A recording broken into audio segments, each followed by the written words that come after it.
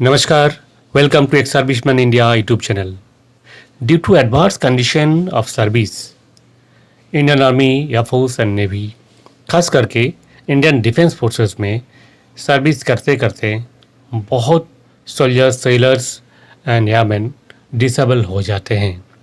इससे पहले एक वीडियो में मैंने डिसेबिलिटी पेंशन का जो लेटेस्ट अपडेट है इसके बारे में बात किया था, पर उस पर बहुत सारे कमेंट्स में मैंने क्वेश्चन मुझे मिला, क्वेरीज मिला, जो कि क्या 10 साल से कम सर्विस वालों को भी पेंशन मिलेगा।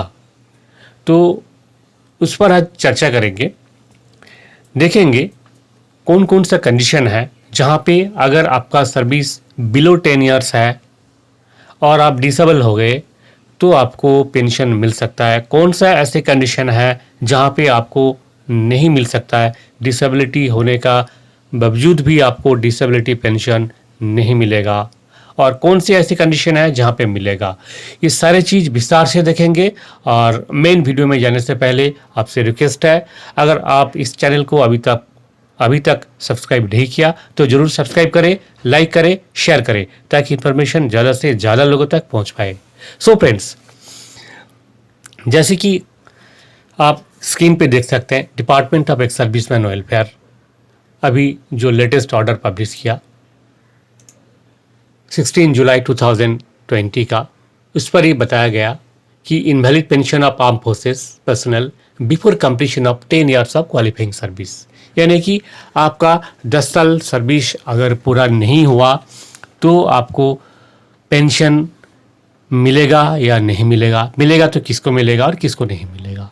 तो as per their letter, government of India ने पेंशन एंड पेंशनर्स वेलफेयर, जो कि कॉमनली सभी पेंशनर्स का वेलफेयर का मैटर डील करते हैं, उनका एक 12 फरवरी 2019 का एक लेटर था जहाँ पे बताया गया था कि अगर सर्विस कंडीशन का वजह से बॉडीली और mentally इनफर्मिटी which permanently incapacitates him from service before completing qualifying service of 10 years may also be granted disability pension subject to certain criteria। यानी कि अगर 10 साल से पहले आपका सर्विस 10 साल पूरा होने से पहले भी अगर आपको ऐसी कोई डिसेबिलिटी आ जाता है जो कि आप जिसके वजह से आप काम नहीं कर सकते हैं गवर्नमेंट ऑर्गेनाइजेशन में, चाहे किसी भी गवर्नमेंट ऑर्गेनाइजेशन हो, सिविल ऑर्गेनाइजेशन हो या डिफेंस ऑर्गेनाइजेशन हो, किसी भी ऑर्गेनाइजेशन में अगर आप काम करने लायक नहीं रहते तो आपको डिसेबिलिटी पेंशन मिलेगा। यानी कि जो Indian army, navy and air force का जो फॉर्मेलिटीज़ होता है, जैसे कि जिसे हम बोलते हैं मेडिकल बोर्डेड आउट, यानी कि इनवैलिडमेंट अगर हो जाता है और डिपार्टमेंट अपने इंटरेस्ट से आपको डिस्चार्ज फ्रॉम सर्विस करते हैं, उस केस में 10 साल से कम सर्विस अगर आपका है तो आपको पेंशन मिलेगा। तो ये क्लियर है कि अगर आपका सर्विस 10 साल से कम है और डिपार्टमेंट अपने इंटरेस्ट से आपको घर भेज रहा है ड्यू टू योर डिसेबिलिटी, वो डिसेबिलिटी अब कैसे होना चाहिए। देखिए पैरा 2 में क्या बोला गया। पैरा 2 में जैसे बोल रहा है कि आप देख सकते हैं कि the undersigned is directed to state that invalid pension would henceforth also be admissible to armed forces personnel with less than 10 years of qualifying service in case where personnel are invalidated out of service on account of any bodily or mental infirmity which is neither attributable to nor aggravated by military service and which permanently incapacitates them from military service as well as civil employment। So friends, जैसे कि इसमें देखा para 2 में यहाँ पे ये बोला गया कि अगर आपका सर्विस 10 साल से कम है और आपका डिसेबिलिटी है, डिपार्टमेंट आपको घर भेज रहा है, डिस्चार्ज कर रहा है, और आपका जो डिसेबिलिटी है चाहे वो एग्रीवेटेड हो या ना हो, चाहे एट्रीब्यूटेबल हो या ना हो, यानी कि एन केस जो होता है इन जनरल जो लोग जानते हैं, एट्रीब्यूटेबल एंड एग्रीवेटेड दोनों केस में एन होता है, जहाँ पे नॉट एट्रीब्यूटेबल, नॉट एग्रीवेटेड। इस केस में क्या होगा, आपका सर्विस 10 साल से कम भी होगा तो भी आपको डिसेबिलिटी पेंशन मिलेगा। इससे पहले जो रूल था, अगर आपका सर्विस 10 साल से कम है और डिपार्टमेंट घर भेज रहा था due to attributable and aggravated by military service, तो उस केस में आपको पेंशन मिलता था। और अगर एट्रीब्यूटेबल एंड एग्रीवेटेड दोनों में से कोई एक कम से कम नहीं होता तो आपको पेंशन नहीं मिलता था इससे पहले। यानी कि या तो एट्रीब्यूटेबल होना चाहिए होता था या फिर एग्रीवेटेड होना चाहिए होता था।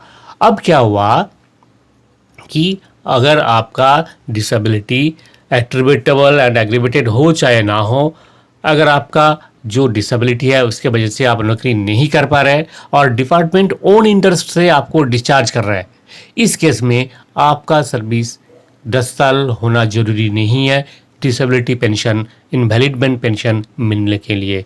यानी कि ये क्लियर है कि बिलो 10 ईयर सर्विस और आपका जो डिसेबिलिटी है वो एट्रीब्यूटेबल हो या ना हो, आपको पेंशन मिलेगा, डिसेबिलिटी पेंशन मिलेगा। अब सेकंड जो क्वेश्चन था ये था कि मान लीजिए आपका सर्विस 10 साल से कम है और आपका जो डिसेबिलिटी है उसकी वजह से आप काम नहीं कर पा रहे हैं, पर मेडिकल बोर्ड आपको इनवैलिड नहीं किया और आपका परमानेंट डिसेबिलिटी है। तो जैसे कि आप सब जानते हैं इंडियन आर्म फोर्सेस में परमानेंट डिसेबिलिटी जब होता है तो आपको शेल्टर्ड अपॉइंटमेंट दिया जाता है, और शेल्टर्ड अपॉइंटमेंट दिया जाता है on the basis of your willingness. अगर आप विलिंग हैं तो अभी आपको शेल्टर्ड अपॉइंटमेंट मिलेगा, आप अगर अनविलिंग हैं तो आपको शेल्टर्ड अपॉइंटमेंट नहीं मिलेगा। तो SCRC सर्टिफिकेट, सुइटेबिलिटी कम रिटेंशन सर्टिफिकेट जो होता है, वहाँ पे अगर आप अनविलिंग किया फॉर शेल्टर्ड अपॉइंटमेंट और आपका सर्विस 10 साल से कम है और आपका डिसेबिलिटी चाहे एट्रीब्यूटेबल हो या ना हो, आपको पेंशन नहीं मिलेगा। क्यों नहीं मिलेगा? कि आपका जो डिसेबिलिटी है as per opinion of medical board वो आपको सिविल या मिलिट्री सर्विस के लिए इनकैपेसिटेट नहीं डिक्लेयर किया। जैसे कि आप पैरा 2 में देखा कि उस केस में आपको मिलेगा बिलो 10 ईयर्स, जहाँ पे आपका जो डिसेबिलिटी है which permanently incapacitate them from military service. तो ये परमानेंटली इनकैपेसिटेट मीन्स आप बिल्कुल काम के लिए लायक नहीं हो, आप काम नहीं कर सकते हो।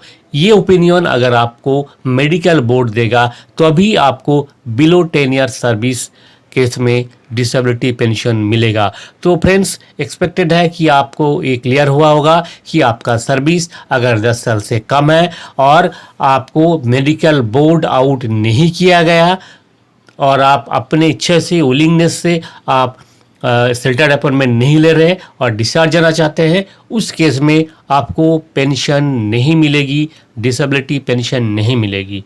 ये वेरी क्लियर है। सो जो लोग ऐसी केस में हैं जिनके लिए ये एप्लीकेबल है, उनसे मेरी रिक्वेस्ट है आप अपना जो डिसेबिलिटी है उसके साथ आप कंप्रोमाइज़ ना करें, आप अपना इलाज करवाइए और किसी तरह कम से कम 10 साल सर्विस जो है पूरा करें। तो इसके बारे में जो भी अपडेट आगे का मिलेगा हम आपसे ये कम्युनिकेट करेंगे वीडियो का माध्यम से। फिर भी अगर कोई क्वेरी है तो आप कमेंट बॉक्स में लिख सकते हैं या फिर हमारा ब्लॉग है www.exservicemanindia.info, इस पर आप कमेंट्स दे सकते हैं। वहाँ पे भी आपको बहुत सारे रूल्स एंड रेगुलेशन मिल जाएगा, वो सब कुछ आप देख सकते हैं। सो फ्रेंड्स, आज के लिए इतना ही था। अगले वीडियो में फिर मिलेंगे ऐसी कोई इन्फॉर्मेटिव सब्जेक्ट को लेकर। वीडियो का अंत में आपसे रिक्वेस्ट है, आप अगर अभी तक इस चैनल को सब्सक्राइब नहीं किया तो ज़रूर सब्सक्राइब करें, लाइक करें, शेयर करें। Thank you. जय हिंद, जय भारत।